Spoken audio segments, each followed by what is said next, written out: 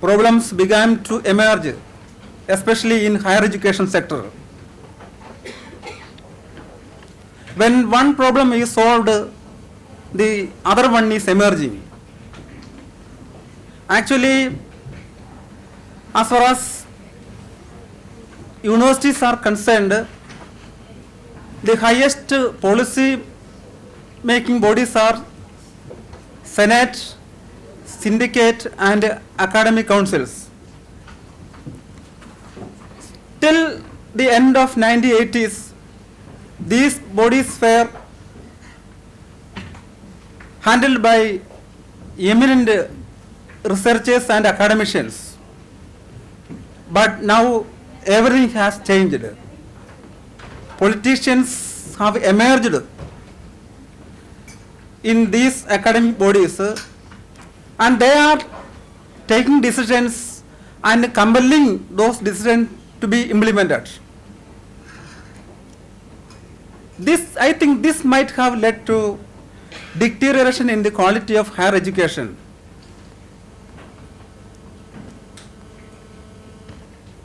I think the three papers will focus serious issues faced by the higher education sector in Kerala and India.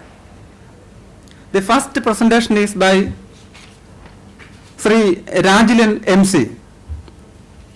He will present his paper on higher education and employability in India, the road less travelled.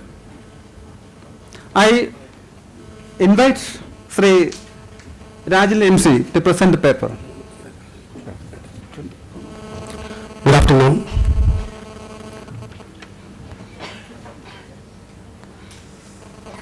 When a person is there in the college for the first year,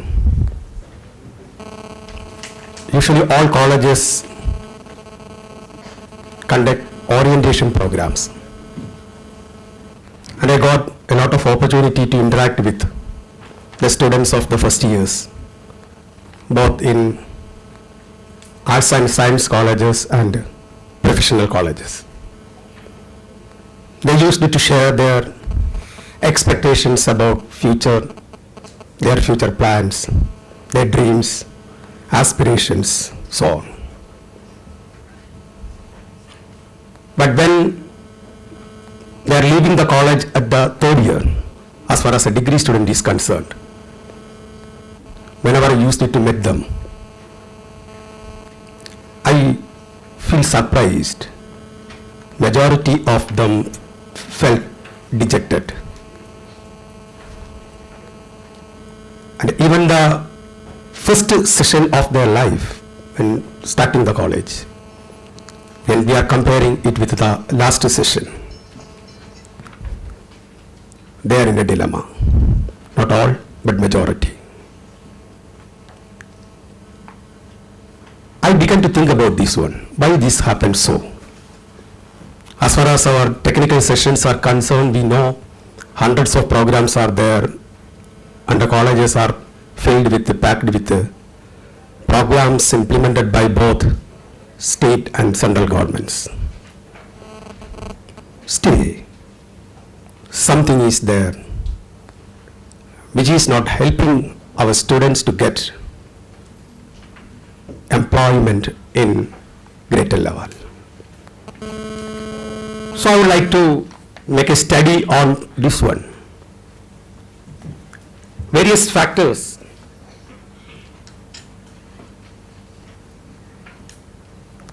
determine the employability skills. This is one of the things that we are going to discuss within a short span of time. Need for effective utilization in the context of restructuring higher education in comparison with advanced nations. And last one, but the most important one, the common employability skills required and measures suggested to increase the employability in the changing labor market scenario.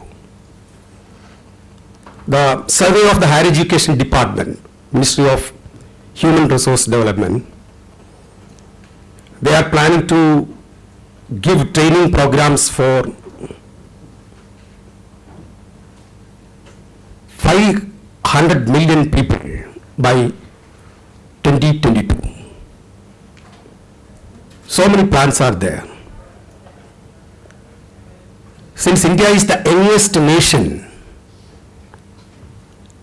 54% of the total population is below the age group of 25. The government is implementing Make India, Skill India, PMKVY, Prime Minister's Kaushal Vikas Yojana, RUSA, ASAP, etc. But when we are analyzing the implementation part and the result part, we are again in doubt whether the education, what is education, or the objective of education suggested by the Indian Education Commission in 1964 is, which is famously known as Kothari Commission, is whether we were able to reach anywhere near it, because they suggested, or the Kothari Commission suggested, the education, the meaning of education is it should increase productivity, social and national integration, accelerating the process of modernization, and developing social, moral, and spiritual values. This is the holistic approach towards education.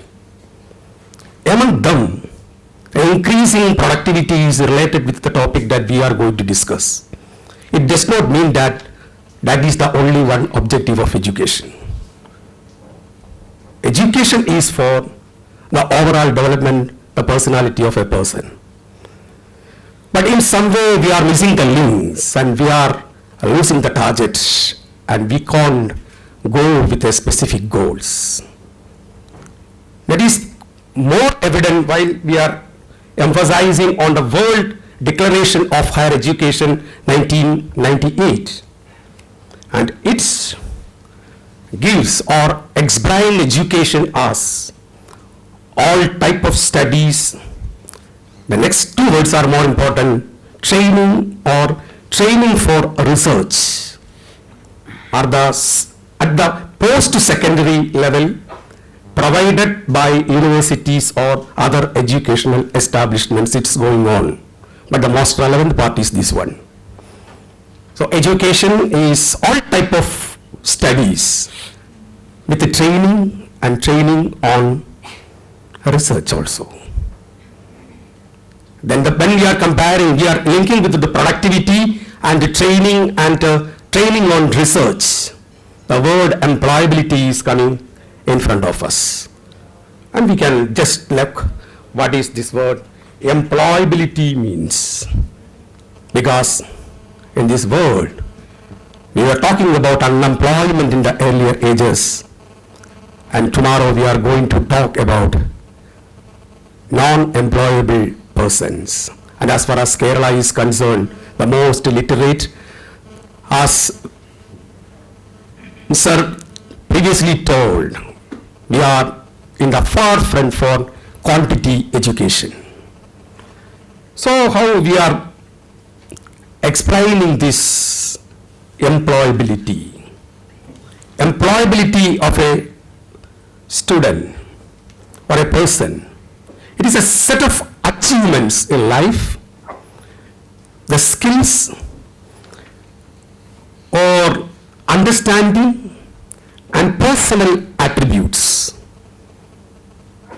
A person's understanding, achievements in life, various skills, that skills covers both soft skills and hard skills. That skills, understanding and personal attributes design how they are going to get education or how they are going to be employed. In simple way, we can tell employability is about being capable of getting and keeping fulfilling work. Simple way. So for that, the students need certain interrelated competencies for employability. And we can categorize them in two ways. One is from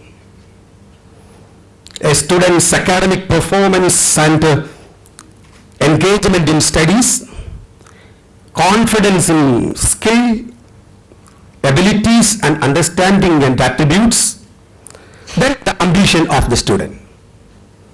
And the next part is the status of the credibility of the student's field of study and awareness of the market in the extended labor market.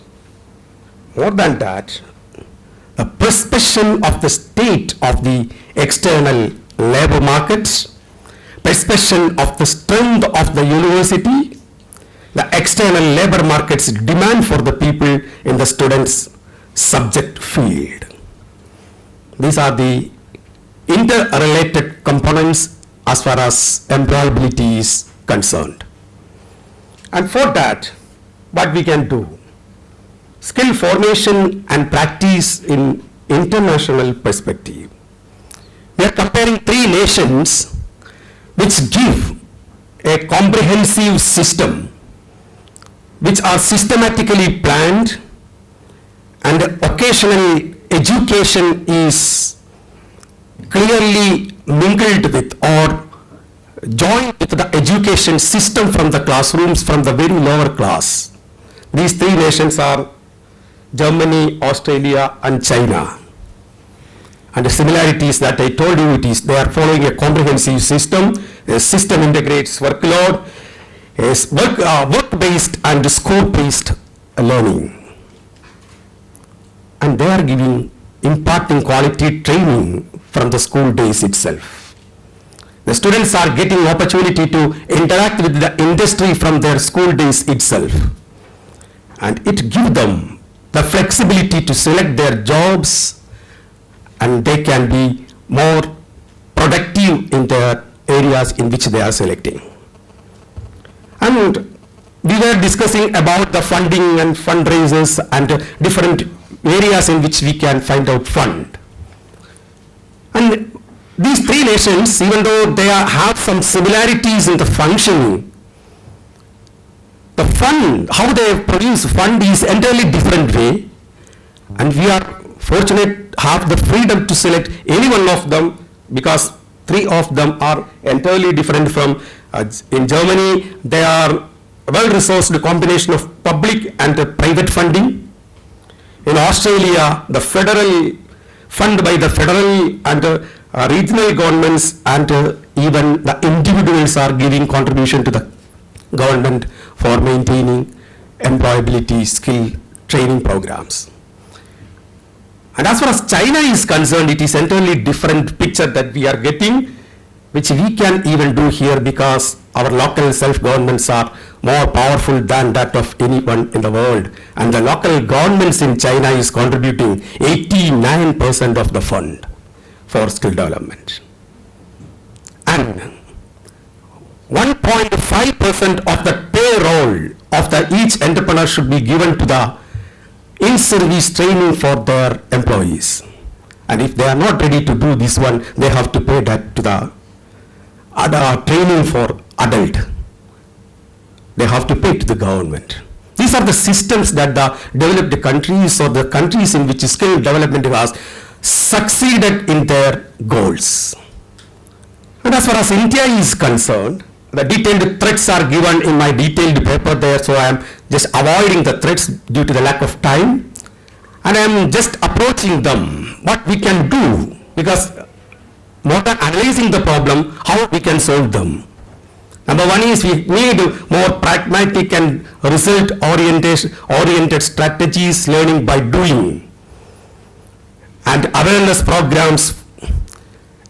Even the parents, the teachers, the students, industry, even the trainers. As far as ASAP is concerned, I feel the trainers of ASAP need more training, better training, how to conduct the training.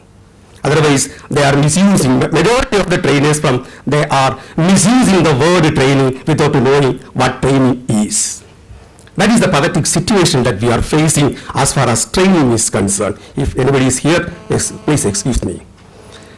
So, need of a well-defined institutional mechanism for training.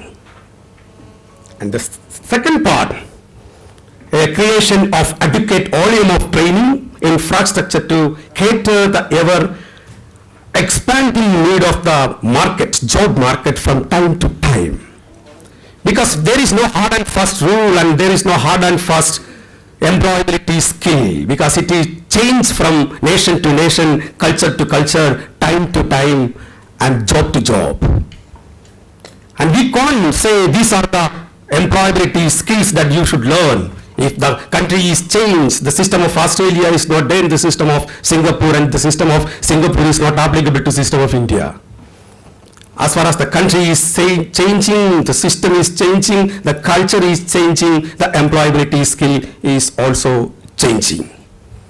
But there are certain skills, especially I was telling about two types of skills, the hard skill and soft skill. And as far as soft skills are concerned, there are certain skills which are universally accepted by all the industry people, educationalists,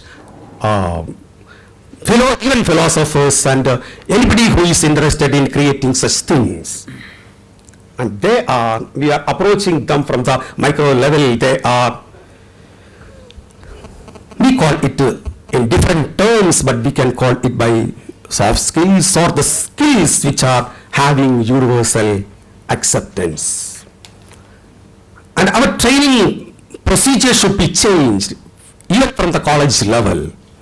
We should concentrate on soft skills training based on these aspects, because these aspects are the universally accepted aspects of giving training to students. It's social intelligence, social intelligence quotient, and emotional intelligence quotient, effective communication skill which is lacked by majority of the students as far as Kerala is concerned, and creative thinking capacity, critical thinking and emotional skill, cognitive management skill, problem solving skill. We are very poor in it. That is why the rate of committing suicide is alarmingly increasing in our state, especially in from the educated young youth. More than that, it's continuous professional and ethical responsibility, lifelong learning, which is the part of any person's skill to be developed, and adaptive thinking and adaptability, cross-cultural competency as a team player, which also our students of Kerala is very lagging far behind. We are individually great players, but as far as team building is concerned, we are lagging behind. And self-awareness, introspection, interpersonal relations, and negotiation skill. All these aspects can be crisped or focused in such a way, core areas to be identified. The core areas, considering all the factors which I told you previously, we are coming to the towards the end. We are focusing on 5 factors. If our students of higher education are concentrating on these 5 areas, and if we are giving training on them for focusing on these 5 areas, it is sure it is going to be, we are going to get better result than that we are getting now. Number 1 is linguistic proficiency, language skill, and soft skill learning. The soft skill I explained in detail previous slide. And association, the association with the national level competitions, the association with the institutions which are doing social service, the associations with the commitment towards or committing with a social relevant commitment, they are doing social research. And the students are supposed to have such associations with these kind of organizations, which will elaborate their different types of soft skill which are universally accepted, other than reading the books prescribed syllabus only. and their participation in projects work in the industry and even the research paper presentations like this one. If a student is getting an opportunity to present a paper, research paper like this one, such in front of a team of scholars, especially their critical thinking, their communication skill, and their creativity and everything is going to be, even their confidence level is going to be increased. So the participation is very important. And we should make an evaluation. We are implementing lot of programs after programs. But what evaluation that we are doing? We are supposed to do the evaluation on the development of education from sector to sector. We have to evaluate whether the periodical visions reviews should be conducted on whether we are achieving these visions. And if we are evaluating things should be modified. Then only we can correct the measures. Then only we can go ahead. Friends, if we are doing this one, I'm sure we can bridge the gap, because it is not so difficult. It is not so as far as we are concerned, if you are the integration of skill development programs along with the existing curricular activities will help the effective utilization of India's human capital. And what we have to do is, we have to give importance to a three-tier structure: government, private, and non-government organizations, also to bridge the gap between unemployment and unemployability. Hope I have convinced you with my presentation. Thank you very much for your patient hearing. Thanks a lot. Thank you, Rajilan, for your nice presentation. It was highly enlightening, highly thought-provoking. I think that we can have a brief discussion after all presentations are over. Next presentation is by Sajida P. She is a research scholar from KUSAT. She will speak on gender dimension and influence of migration in higher education and employment in Kerala. I invite Sajida.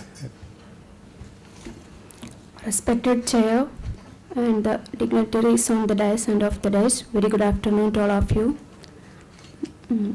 My topic of presentation is a gender dimension and influence of migration on the higher education and employment sector in Kerala. The contents like introduction, higher education and enrollment, employment, I'm considering the unemployment rate, and the migration also student migration and also labor migration, higher education among migrants, and also conclusion and suggestion. Introduction.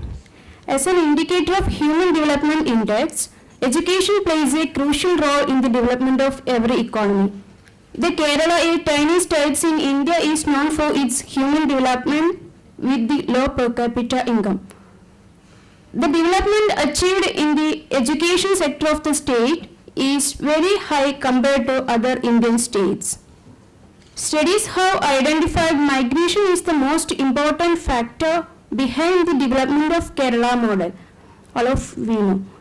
As a remittance-driven economy, Kerala's major share of remittance spent in service sector, especially education and health.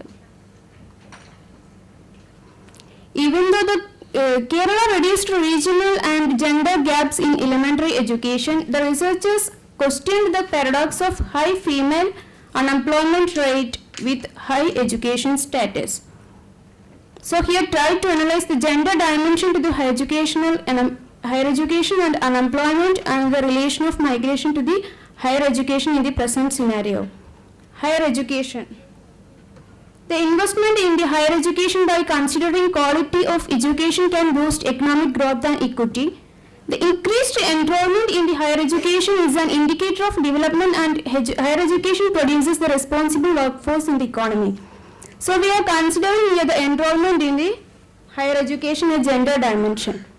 Enrollment in Arts and Science College. We can see from the table that from 1990 to 2014, the enrollment data shows that around 70% of the students are for the degree and the postgraduate degree also girls. It is not, I think it is not favorable to girls but is unfavorable to boys. And like that, enrollment in the technical education from 2008 to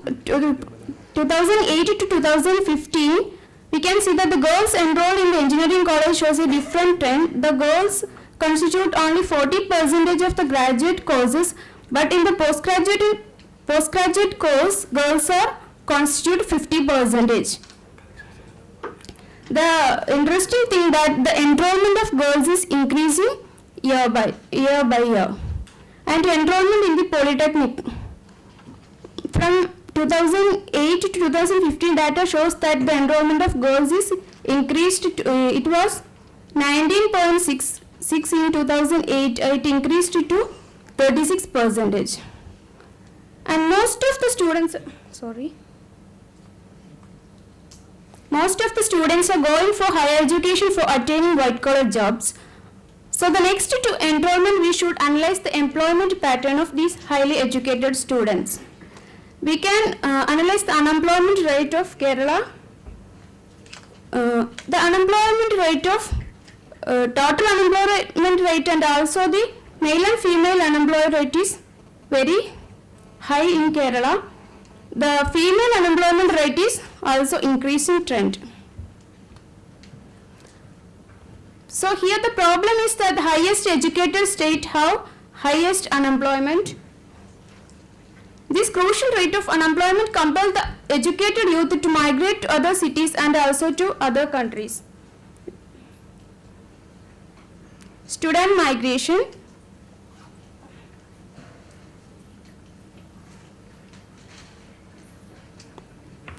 In 1998, number of students migrated are only 99,000, but in 2008 it increased to 2,41,000, and also it increased in 2014 up to 3 lakh. The only change occurred in the student migration is earlier time migration is after 12th standard, but it now is after the graduation. The migration in Kerala is always a male dominant factor. Number of girls migrated for higher education are 39% of the total migrants, total student migrants. And the next is higher education status of migrants. The higher education status of general population increased, whereas the higher education status of immigrants shows an high increasing trend. The proportion of graduate in the general population was 10.3 in 2008 and increased to 10.4 in 2014, but the immigrants who have graduation have and above are 20% in 2008, but it increased to 25.3% in 2014. So the conclusion that from the analysis it is clear that enrollment of girls increased in higher education, but the unemployment rate is continues as a paradox. In 1999, Matthew argued that the female unemployment rate is higher than the male counterparts even though they got higher education. Even after 15 years of his publication, the situation continues. As we know, the Kerala social development is because of the migration remittance, and the remittance also calls for further migration of students and job seekers. Like that, migration remittance goes to social development because of huge investment in the education, and it also goes to higher education status. But after the higher education, we can see that no employment can attain based on their qualification. So like that, we can see that in the engineering qualified students, they have getting low wage rate, so they are trying to migrate to other cities of India or other places of the world. And the migrated students again, migrated students are also leaving the country for better employment. These migrants send their income and the remittance to country. Then they invest again in the service sector like education and health. This process continues.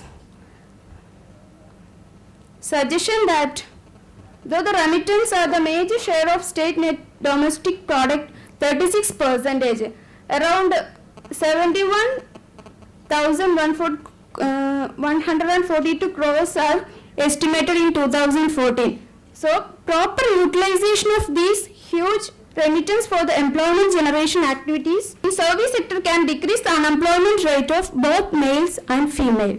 One thing is that the banks are providing loan for agriculture at 4% interest rate, where most of the youth are seeking jobs in the tertiary sector. So this policy should be revised. In short, the social development with economic development by considering gender development only can attain sustainable development. Okay, thank you.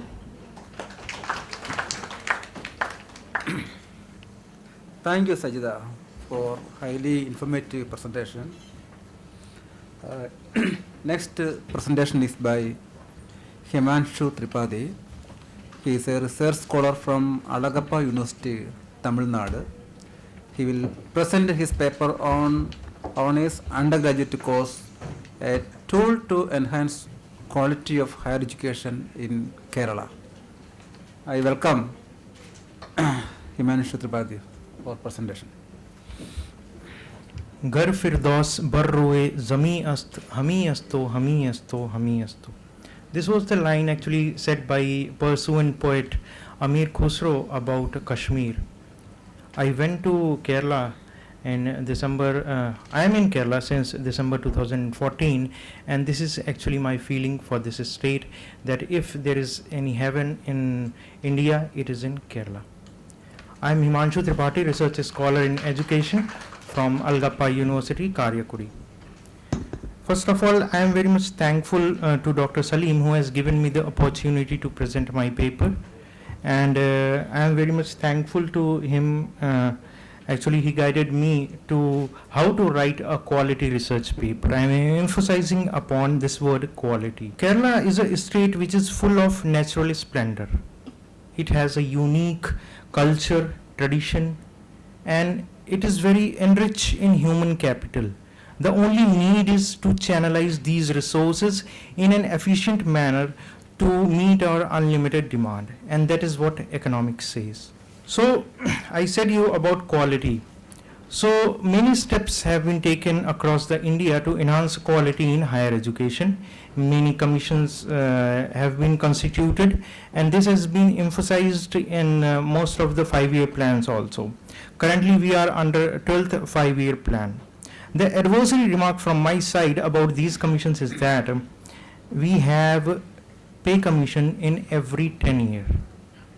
We even go on the road, we do hunger strike if we are not at all satisfied with the pay commission. Still, there are some corners upon which government is thinking in the pay commission, but we never come outside if we have some good suggestions with respect to quality education or with respect to any educational policy. If I am confining my study to Kerala state, with respect to the Kerala higher education, the last policy which was formulated in 2012 under the committee which was constituted under Professor J.A.K. Tareen. He is a Padma Shri recipient and ex-former Vice Chancellor of Central University of Pondicherry. He has given, or his whole report has covered the 3 tripods: access, equity and quality.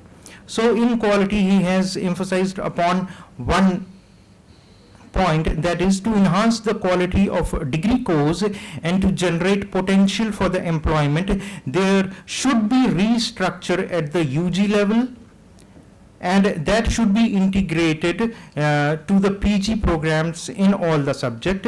That is to start 4-year honors degree course which is recognized globally for admission to MS and PhD programs abroad. Moreover, these are the programs which are preferred by the employers also. So upon the recommendations of these committee, Kerala State Planning Board, they recommended to introduce the degree honors program in the 4 government colleges on 12th of December 2012. That is in Women's College Trivandrum BA honors course, Maharaja College Ernakulam BA honors economics course, Victoria College Palakkad BCom honors, and Brennan College Thalasheri BSc honors course in mathematics. So obviously my objective is to study the effectiveness of this course in terms of quality. So for the study, I took 2 hypotheses, that there is no significant difference in the achievement of the scores of students from the English general course as well as honors course, and there is no significant difference in the communication skills in students from English general course and honors course. Apart from this, that these are not only the 2 hypotheses upon which this research is based. I adopted the methodology in which I will tell you about the tools also and other methods also. So as a participant or sample, we selected 20 final year students from the BA general course and 20 students from the BA honors course out of 24 students. The intake is 30 students in the whole course, but till 2016 or we can say 2015-16, in the final year there were only 24 students. This year there are 32 students, 2 are from the sports quota.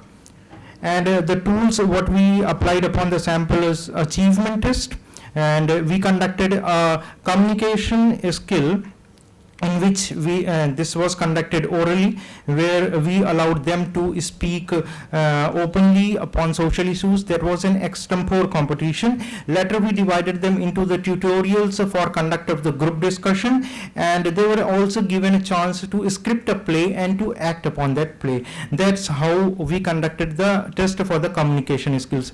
Later on we conducted an open discussion with the students as well as the teachers, in which actually we want to know about their insight about the course, the constraints they faced during the course. So actually the time is very short. In my study or in my research paper, actually it is a very deep study that I did, in which I did a comparative study about and the comparison of their course, the BA general course as well as the BA honors course, the administrative part, the admission, the number of the teachers, intake, and the syllabus. And there is also a comparative study that I did upon the assessment of both in both the courses, that is in BA general course as well as the BA honors course. And this is the scores of the achievement test what we conducted upon the sample, in which in general English course they scored 60.4%, whereas in English course they scored 70.5%. And you will be surprised to see that in English honors course above 70% there were 45% of the students, and the lot which is more in English general course is 51 to 70%, which is 65%. And there was only one student from the BA English honors course who scored less than 50% of the marks. This is the graphical representation. If we will scatter the number of the students against the tally of the marks scored, this is the graphical representation in terms of a cumulative frequency, the ogive curve. So on the basis of the achievement test what we conducted, we can conclude our hypothesis. The first one, that there is no significant difference in the achievement course of students from English general course and English honors course. So the t value is 2.77, which is more at both the levels at that is 0.01 and 0.05. So it is significant in both the levels, and we have rejected the null hypothesis, and we can say that there is significant difference in the achievement scores of the students from English general course as well as English honors course. And from the meaning value we can analyze that the honors English course students performed better than those in the English general course. And as far as the hypothesis 2 is concerned, we can analyze that with the t value in communication skills, we conducted that test. I told you that the test comprises of the verbal questions, non-verbal questions, the extempore, the group discussion. T value comes out to be 1.90, which is less at 0.01 as well as 0.05 level. So we accepted the null hypothesis, and we can conclude that both the groups at this level, that is the communication skill, they are at par. There is no significant difference between both the groups, and we will discuss about the reason why they are at par as far as the communication skills is concerned. So an open discussion was conducted with the students as well as teachers, in which students told me that this was their own decision to opt for this course, although their parents opposed it, because in their opinion it is far better to opt for the conventional course if they want to have an employment in the Kerala state. And students were of the opinion that through this course they can develop enough proficiency in the subject, and if they will have enough proficiency in the subject, they can even apply for scholarships abroad also. Whereas the general course students, they were of the opinion to merely pass the examination and to gain more score or more percentage in the final examination. The honors students were totally satisfied by the faculty. There are a total 19 faculty at Women's College Trivandrum who are teaching this honors course. The faculty is common to both, that is 12 are the permanent faculty and 7 is the guest faculty. The only thing that they complained me about that they do not have a study material to read upon. They neither the state has provided nor the university or college has provided. They only have to rely upon the summaries which is available on the Google. And teachers, about the teachers, there was a mixed opinion about the teachers.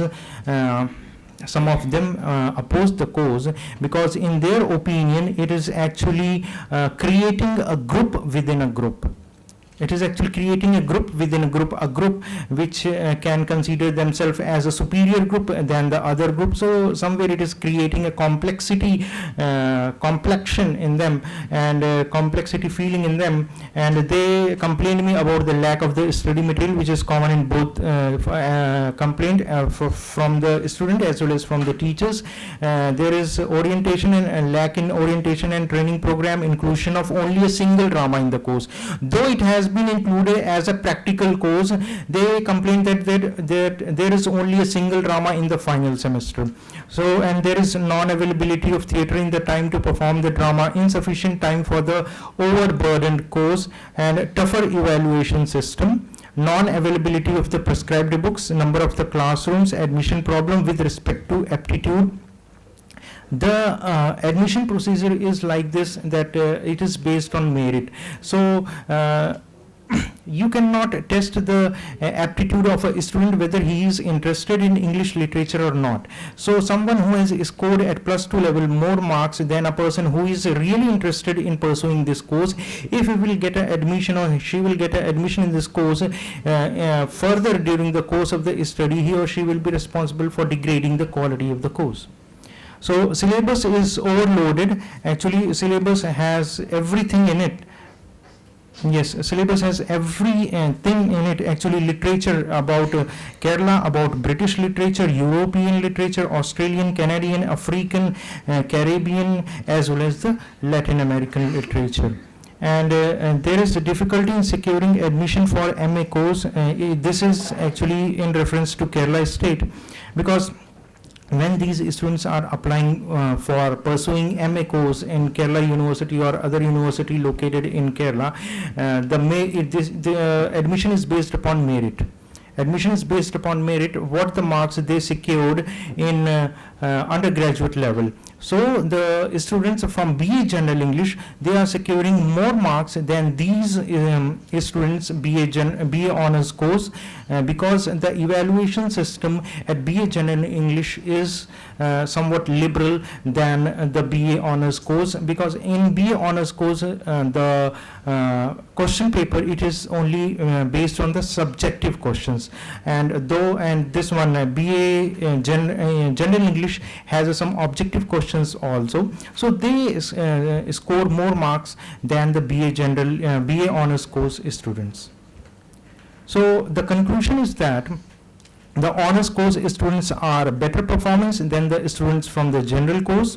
But as far as the communication skills is concerned, they are at the same platform. Reason being, they are, though the course is a practical course, they should have been given more exposure to the drama. There is only one single drama, and they have been allotted very less time to perform these drama at the theatre. So they have suggested me that I should project this point that the course should be restructured and there should be at least one drama in each semester, so that they should have a practical exposure to these dramas, and their communication skills will be improved in the due course of time.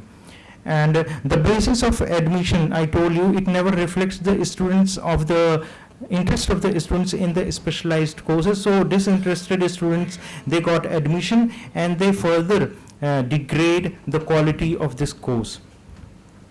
So recommendations from my side as well as from the Department of English Women's College Trivandrum is to make the course more effective. Admission should be based on the entrance test, which should include aptitude test also. The time period for the course should be extended to 4 years. This is, I really support this point. Reason being, because you have so much of stuff, you have so much of meat in the course, that when you will be admitted to the MA course, there is nothing for you to study. There is nothing for you, okay sir, there is nothing for you to study in the MA course. And the literature, you have everything, the literature of America, of Latin America, of Europe, and in Asia the only literature is about India. There is no literature outside the India, of Asian literature outside the India. So ease in accessibility of the books and more classrooms. I came to know that the funds have been sanctioned for the infrastructure of the classrooms. Paper needs to be restructured and more emphasis should be given upon the practical part. Honours students should either be given some weightage in the PG admission or have a few MA seats reserved for them in a few colleges. I will tell you the practical story. I will take just 1 minute, sir. Out of those 24 students, 12 got selected across the country in the central universities for pursuing PG courses, but the rest 12 are nowhere.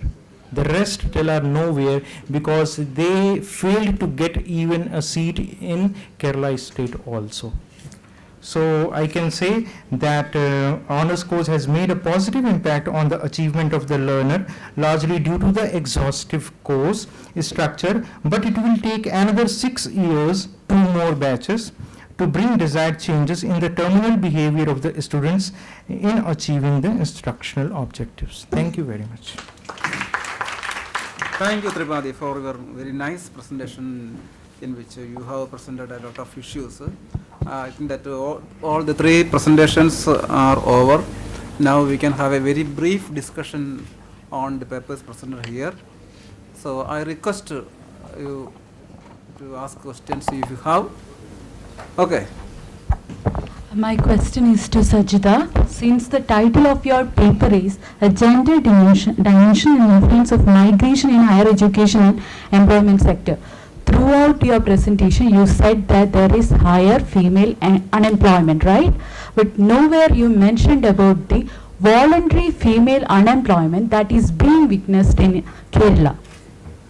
because once you accept the notion of voluntary female unemployment, then even higher, investment into higher education or employment generation cannot change the track of gendered philosophies that is prevalent in the labor market right now. And there is enormous literature on that with Carly Rivers' work, the Catalyst work, so many works are there about this particular thing, and nowhere you have mentioned about this, because the presentation makes it appear like all the women in Kerala after education they search for job and they never got the job. The fact is that they might be searching for the job. I'm telling that with the empirical justification which I can quote from the studies. Everywhere throughout Kerala there is... Dear participant, you ask a specific question. The question is this: why you didn't mention about the voluntary female unemployment in Kerala? Because there are so many works on it. It's okay. I have a question. Okay. So my first question is to Sajida madam. See, when you mention about student migration, can you be specific whether what kind of migration you are specifying, whether it is inter-regional, interstate or international migration? And also, as your paper has dealt with gender dimensions, can you say that migration of higher education, whether it is been higher for male or females? And my last question is to Himanshu sir. Sir, in your recommendations, you have held that the honors course. I know that the syllabus is very vast and the time frame should be 4 years. Sir, but sir, in 2013 for Delhi there was 4-year honors course was introduced in 2013.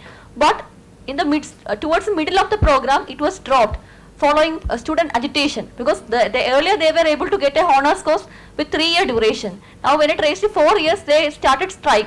So how far it is feasible, especially in case of Kerala? Thank you. Any other questions? It's okay, you can. The question is regarding voluntarily unemployment, right? We can see that another paradox that women are not ready to participate in the workforce. That is the reality. I have one paper about that, labor force participation and high education enrollment. The reason behind that, I just got some, my research is also on that area. That's why I am talking about that.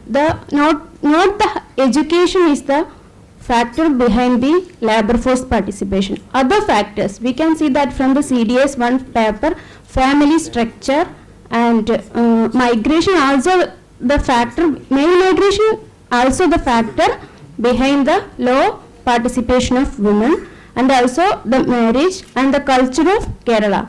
Some religious factors also influencing that. I think that's the answer for your question. Okay. Next is that student migration is mostly from Kerala is inter-regional, that is from Kerala to Tamil Nadu and other states of India. Less are to other countries. The gender migration of student migration of gender is male dominated. Around 60% of the student migrants are males. Okay, thank you.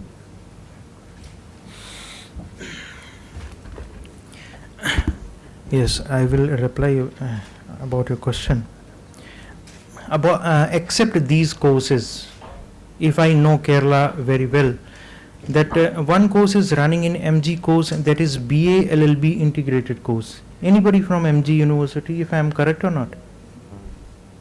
Yes, it is there. It is there. So, please, ma'am, 2 students, I am actually suggesting you don't confine you to some state or like this. Think broader and excel yourself towards.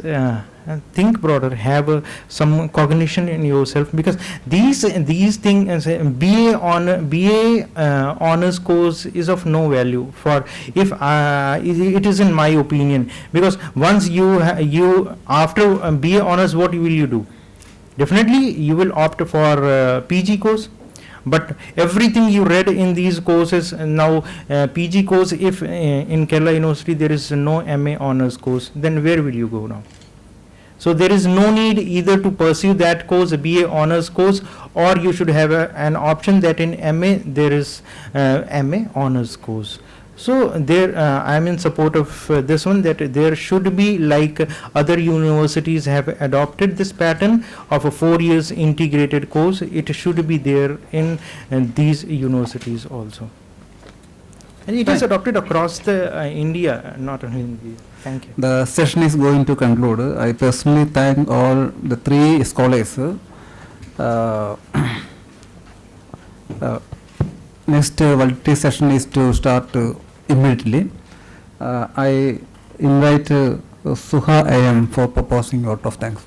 Honorable Chair, respected dignitaries and most valued invited guests, and my dear friends. Good afternoon to one and all.